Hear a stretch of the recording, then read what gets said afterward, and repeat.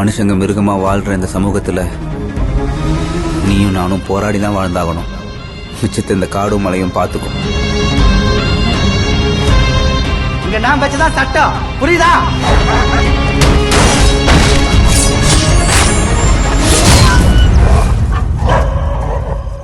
இது unofficial mat. டீட்டெயிலாக சொன்னதான் நான் அடுத்த ஸ்டெப் எடுக்க முடியும்.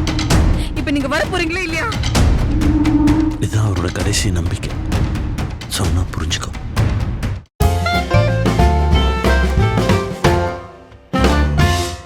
நீஃப் ஹிமாலயா நேயர்களுக்கு வணக்கம். நான் உங்கள் பத்திரிகையாளர் ஆர்.எஸ். கார்த்திக். என் அருகில் சக்தி சரவணன். வணக்கம். நாங்கள் ரெண்டு பேரும் இப்போ விமர்சன விவாதம் நிகழ்ச்சியில நம்ம நீஃப் ஹிமாலயா யூடியூப்ல நம்மளுடைய ஃபேமஸான விமர்சன விவாத நிகழ்ச்சியில பார்க்க இருக்கிற படம், இந்த வாரத்துல முதல்ல பார்க்க இருக்கிற படம் அலங்கு. அலங்கு என்னங்க அது? அலங்கு எவ்வளவு தமிழ் பேர் இல்ல? அலங்கு அலங்காரம் தெரியும், அலங்கு நாய் தான் அலங்குன்னா சொன்னாங்க. உண்மையாவே ஒரு பாரம்பரியமான தமிழ் குடும்பத்திலேருந்து இந்த படம் வந்திருக்கிறதுனால எப்படி ஒரு தமிழ் பேரை வச்சிருப்பாங்க போட்டிருக்கு. சுத்த தமிழ். சுத்த தமிழ். உண்மையா டாக்டர் ராமதாஸ் அவருடைய ஃபேமிலியிலேருந்து இந்த படம் வந்திருக்குது. உண்மையாவே பாராட்டணும் இந்த டைட்டிலுக்காகவே. முதல்ல நாய்க்கு அலங்குன்னு ஒரு பேர் இருக்கிறது நமக்கே இப்போதான் தெரியும். ஓகேவா? உண்மையா படம் ஒரு வித்தியாசமான முயற்சிங்க. ஒரு பெரிய இடத்துலேருந்து ஒரு பையன், டாக்டர் ராமதாஸுக்கு உறவுகார பையன், ஓகேங்களா, அவருடைய சகோதரர் தயாரிப்பாளர், கூடவே அன்புமணி ராமதாஸோடைய மகள் சங்கமித்ரா அன்புமணி, சௌமியா அன்புமணியா, அந்த பெண்மணியும் ஒரு தயாரிப்பாளர். ரெண்டு பேரும் சேர்ந்து அவங்க சொந்தக்காரரை சோலோ ஹீரோவா, ஏற்கனவே அவங்க செல்ஃபின்னு ஒரு படம் எடுத்தாங்க ஜி. அதாவது அதுல வந்து சங்கமித்ரா அன்புமணி ராமதாஸ் கிடையாது, ஒன்லி இந்த ஒரு பிரதர் வந்து சபரீஷ், டி சபரீஷ் மட்டும், இந்த குணநிதியோட சகோதரர். குணநிதி தான் இந்த படத்தின் கதை நாயகன். செல்ஃபி நல்ல படம் தான். ஆமா, அந்த செல்ஃபில ஒரு செகண்ட் ஹீரோவா நடிச்சாரு. இந்த படத்துல சோலோ ஹீரோவா நடிச்சிருக்கிறாரு. அடுத்த படத்துல தம்பியும் கூட்டு வர்றாரு என்னவோ. ஓகேங்களா?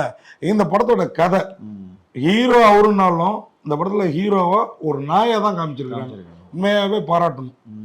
அதே மாதிரி எந்த நாயையும் காமிக்கல. ஆமா, இப்போ அதுலயே வந்து பாத்தீங்கன்னா எவ்வளவு நாய் கொஞ்சம் அழகா இருக்கும், அந்த ஜாதி நாய் எல்லாம் கொண்டு வராம ஒரு நாட்டு நாய், தெருநாய் கூட கிடையாது, நாட்டு நாய். கரெக்டா நம்ம பாரம்பரிய நாட்டு நாயை வச்சு அதுக்கு என்னெல்லாம் திறமை இருக்குங்கிறத காமிச்சு.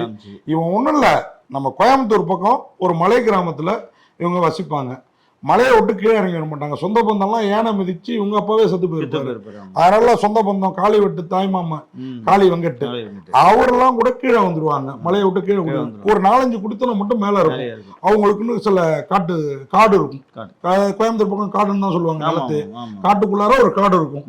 அதுல வாழை இதெல்லாம் பயிரிட்டு அவங்க வாழ்ந்துட்டு இருப்பாங்க. அதுல வர்ற வருமானத்தை வச்சு இந்த பையன் அப்பப்போ கூலி வேலைக்கு போயிட்டு வருவான், ஃப்ரெண்ட்ஸுங்களோட படிக்கிறான். அது இல்லாம அம்மா வந்து இந்த காட்டு ஆதி மனிதர்கள் மாதிரியே இருந்துடக்கூடாதுன்ட்டு இவரை வந்து டிப்ளமா பாலிடெக்னிக்கா ஐடிஐயோ ஏதோ படிக்க வச்சிருக்கிறாங்க.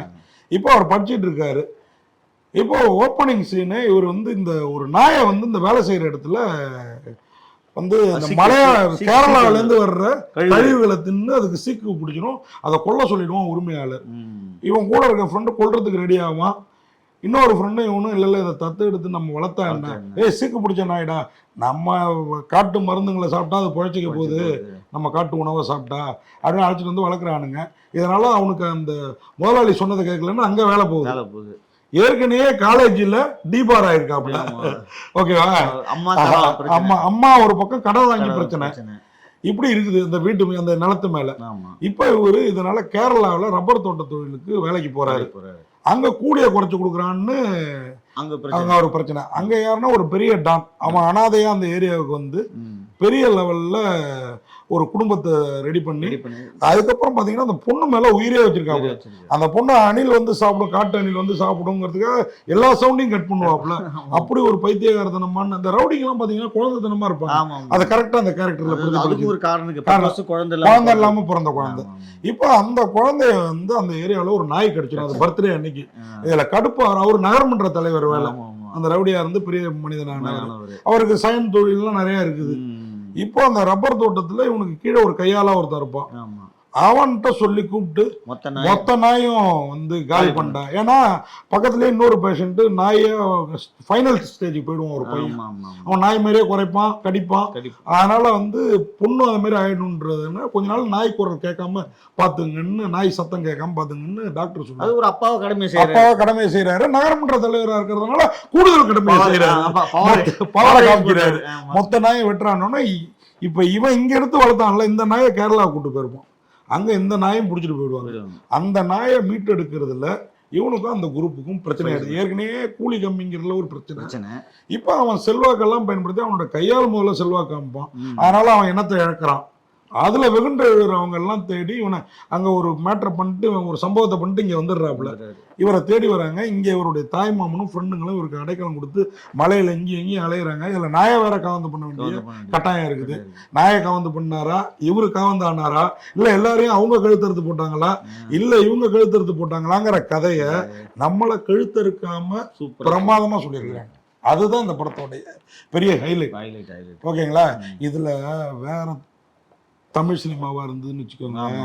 உண்மையா இந்த இயக்குனர் சக்தி பெருமாள் அவரை வந்து பாராட்டணுங்க. அவர் தமிழ் சினிமாவில் நிறைய வேலைகள் பார்த்துருக்கிறாரு. இப்பதான் முதல் படம் இயக்கி இருக்கிறார், டெபியூ. ஆமா, ஒரு படம் பண்ணியிருக்கிறாரு. இது 2வது படம். ரைட். ஆனா சக்தி பெருமாள் வந்து மத்தவங்க படத்துக்கு வந்து நிற்பாரு. அந்த படம் பண்ணிட்டோம் ஒரு ப்ரொமோஷனுக்கு, இதுக்கெல்லாம். அப்படிப்பட்டவர் இந்த படத்தை பார்த்து செதுக்கி இருக்கிறாரு. அவர் எங்க பாராட்டலாம், எதுல பாராட்டலாம்னா, இப்படி ஒரு ஹீரோ கிடைச்சிட்டாரு, ப்ரொடியூசர் கிடைச்சிட்டாங்க அப்படின்னா டக்குன்னு ஒரு ஹீரோயின் உங்களுக்கு இவங்க அப்படின்னு காமிப்பாங்க. சும்மா ஒரு டுயட் வைக்கலாம், மரத்தை சுத்தி டுயட் பண்ணலாம். காடு வேற இருக்குது, நிறைய மரம் இருக்கும், ஒவ்வொரு மரத்தையும் சுத்தி டுயட் வைக்கலாம். ஒரு பொண்ணை போட்டு காளி வெங்கட்டுக்கு ஒரு பொண்ணு இருக்குது, அதை இவரு கல்யாணம் பண்ணிட்டாருங்க. காளி வெங்கட்டோட அந்த பெண் குழந்தை ஒரு கதை ஒண்ணு சொல்லுவாரு காளி வெங்கட். அவருக்கும் எனக்கும் குழந்தை இருந்ததுலான்ட்டு அந்த கதையும் உருக்கமா இருக்கும். அதுவும் காட்டுக்குள்ளார ஓனாய் கூடாரத்துக்குள்ளார, ஓனாயோட அந்த பொந்துக்குள்ளார. அங்க வந்து வில்லெல்லாம் எங்க பிடிச்சிருவாங்களோ பெப்பேத்திருக்காங்க. எனக்கு இந்த படத்துல ஒரே ஒரு இடம் தான் மைனஸா தெரிஞ்சுது. அலங்குன்னு பேர் வச்சுட்டு நாய் அப்படிங்கறது அலங்கு. இப்போ அந்த நாய் இன்ட்ரோலுக்கு அப்புறம் பெருசா இம்பார்ட்டன்ட் இல்ல. அந்த நாயை விட்டு இவங்களை கட்டி போட்டுருப்பாங்கல்ல வில்லன்கள். அப்ப வந்து அந்த நாயை அந்த கயிறை அவுத்து விட்டு வச்சிருந்தீங்க, உடனே வாயை வச்சு காமிச்சிட்டு மத்த சீன்லாம் இவங்களே தப்பிச்சு வர மாதிரி. ஏன்னா அவங்க வந்து கயிறு கட்டிட்டு இருக்காங்க. அந்த நாய் உள்ள அவங்களுக்கு தெரியாம உள்ள வந்து பாத்து உள்ள சைலண்டா வந்து அது வாயை கடிச்சு விட்டு தான் இவ்வளவு நல்லா இருந்திருக்காங்க. அந்த கயிறை கடிச்சு விட்டு இருந்தா போதும், வேற லெவல்ல. ஏன்னா நாய் உயிரை இவன் காப்பாத்துறான், இவன் உயிரை நாய் காப்பாத்துது. சூப்பரா சொன்னீங்க. அதை பத்தீங்களா? அதுதான் அந்த ஒரு விஷயத்தை வச்சிருந்தா இன்னும் அந்த படம் பிரமாதமா இருக்கும். இதுல என்ன சில கிளை கதைகள்லாம் இருக்கு. அவங்க அம்மா யானைக்கு வந்து நாட்டு வெடி குண்டை போட்டு விரட்டுவாங்க. அதுல யானை செத்து போனா என்ன பண்றதுன்னு இவரு துடிப்பாரு. அந்த நாட்டு வெடி குண்டு கிளைமாக்ஸ்ல யூஸ் ஆகுது உங்களுக்கு. அந்த நாட்டு வெடி குண்டு கிளைமாக்ஸ்ல யூஸ் ஆகுது. அதெல்லாம் ரொம்ப உண்மையா. அந்த படம் பாத்தீங்கன்னா, அந்த படத்தை வந்து கதையா பார்த்தா பெருசா ஒண்ணும் கிடையாது. ஆனா சீன் பை சீனா பார்த்தோம்னா வேற லெவல்ல கொண்டு போய் முடிச்சுட்டாங்க. அடுத்து என்ன நடக்குமோ, அடுத்து என்ன, அதுவும் அந்த ஓனாய் பொந்துக்குள்ள இருக்கலாம். ஒண்ணு ஓனாய் கிடைக்குமா, இல்ல அந்த மனித ஓநாய்கள் கிடைப்பாங்க. ஓப்பனிங்கே அவர் சொல்லுவாங்க, மனித ஓனாய் இங்க வந்து மனிதர்கள்லாம் மிருகமாயிட்டாங்க, இனி நாம வாழ்றதே கஷ்டம் அப்படின்னு தான் படமே ஆரம்பிக்கும். அப்போ அந்த நாய்கிட்ட பேசுவார் இவரு. அது ரொம்ப அழகா பண்ணியிருந்தாங்க. இந்த மேட்டரை மட்டும் இடையில அந்த இவங்களை கட்டி போட்டிருக்கப்போ அந்த நாய் கவர்ந்து பண்ணியிருந்தா, நீங்க சொன்ன மாதிரி நாயை கவர்ந்து பண்ணாரு. நாலு குட்டி போட்டுருக்கு பாத்தீங்க, அதை கவனிச்சிங்களா? ஆமா, நாய் வயிறு பெருக்காமே குட்டி போட்டிருந்தது. இந்த 2 தவறுகள் தான் இந்த படத்துல எனக்கு தெரிஞ்சு, மற்றபடி பெரிய தவறு இல்ல. உண்மையா பாராட்டணும். இந்த படத்துல நடிச்சிருக்கிறவங்க, இந்த படத்துல இசையமைச்சிருக்கிறவங்க எல்லாம் பார்ப்போம். இந்த படத்தை SP சக்திவேல் அவர் தான் இயக்கி இருக்கிறாரு. வேற லெவல்ல பண்ணிருக்கிறாரு. அவருக்கு அதான் சொல்ல வந்தேன். பாண்டிகுமாரோட ஒளிப்பதிவு வேற லெவல். அஜித் அசோக்கோட மியூசிக் அந்த காட்டுக்குள்ளாரே நம்மளை அழைச்சிட்டு போயிடுது, இந்த ஒளிப்பதிவும் மியூசிக்கும். அதே மாதிரி எடிட்டர் ஷியாம் லோகேஷையும் இதுக்கு மேல ஒண்ணும் பண்ண முடியாது. கரெக்டா சொன்னீங்க. ஒரு ஒரு ஒரு கரெக்டான ஃபிலிம் சொல்லலாம். 2 மணி நேரம் 10 நிமிஷம் காட்டுக்குள்ள கொஞ்சம் ஒளி 2-3 சீட் கொஞ்சம் குறைச்சிருக்கலாம். இந்த ஓனாய் யானை எல்லாம் கொஞ்சம் செயற்கையா ஒரு பாம்பு வரும் பாருங்க, இவங்க மேல எல்லாம் ஏறி. அது யாராவது சொல்லிருப்பாங்கன்னு நினைக்கிறேன். சென்டிமெண்டா பாம்பு இப்படி வயிறோட மார்பு மேல ஏறுனா ராசின்னு, அதுக்காக ஹீரோ காளி வெங்கட் மேல எல்லாம் ஏத்தி விட்டாங்க அந்த பாம்பை. அதனால அது வந்து சம்பன் வினோத் வில்லன்னா வேற லெவலுங்க. அவரோட அடியாளா சரத் அப்பானி அசத்தி இருக்காப்ல. அந்த ஒரு கையை இழந்த பிறகு உயிர் கொடுத்து நடிச்சிருக்கிறாப்ல. இப்ப உன் ஏரியாவுக்கே வந்துட்டேன்டான்னு இந்த வாழைத்தோப்புல நிக்கிறது. ஆமா ஆமா, அது தெரிஞ்சுதானே ஆகணும். எனக்கு எல்லா உயிரும் சமம் ஒரு இது போதிக்கிறாங்கல்ல. நாயோட நம்ம கிளம்ப வச்சு விட்டாங்க. இல்ல உண்மை. எல்லா உயிரும் சமம் தானுங்க உலகத்துல. நம்ம கூட நான் கூட யோசிப்பேன், கொசு அடிச்சுப்போம், அடிச்சுட்டு அதுவும் ஒரு உயிர் தானே யோசிப்போம். ஆனா விட்டா நம்ம உயிரை எடுத்துருவாங்க. ஓகேவா? காளி வெங்கட் பிரமாதம், அதே மாதிரி ஸ்ரீரேகா அந்த அம்மா பிரமாதமா நடிச்சிருக்காங்க அம்மா கேரக்டர்ல. அது மாதிரி இந்த கொற்றவை அசத்து இருக்குது இப்ப அந்த எழுத்தாளர் கொற்றவை. சோசியல் மீடியால பயங்கரமா பேசுவாங்க. ஆமா, செம்பன் வினோத்தோட பொண்ணு இதுல அடக்கி வாசிச்சிருக்காங்க. ஆனா ஒரே இடத்துல கேட்பாங்க, நீங்க என்னைக்காவது சர்ச்சைக்கு போய் பாவ மன்னிப்பு கேட்டிருக்கீங்க? கேட்டாரு. ஆமா, அதான் மேட்ரு. அதே மாதிரி பாத்தீங்கன்னா இந்த படத்துல எல்லாரையுமே பாராட்டிட்டோம். உண்மையா குறைன்னா இந்த 2 பாயிண்ட் தான், வேற ஒண்ணும் இல்ல. மொத்தத்துல அது ஒரு பெரிய குறையே கிடையாது. நம்மள மாதிரி விஷயம் தெரிஞ்சவனுக்கு தான் அது குறையா தெரியும். புரியுதா உங்களுக்கு? ஆனா இன்னைக்கு ரசிகர்கள் நம்மளோட விஷயாதிகளா இருக்காங்க. அதனாலதான் நாங்களும் விஷயம் தெரிஞ்சிருக்கோம்னு சொல்லிட்டோம். மற்றபடி அதை மேலோட்டமா பார்த்தா குறையா தெரியாது. அழகு அழகு அப்படின்னு சொல்லி விடைபெறேன். நன்றி, வணக்கம். இந்த வீடியோ உங்களுக்கு பிடிச்சிருந்தா லைக் பண்ணுங்க, கமெண்ட் பண்ணுங்க, ஷேர் பண்ணுங்க, சப்ஸ்கிரைப் பண்ணுங்க.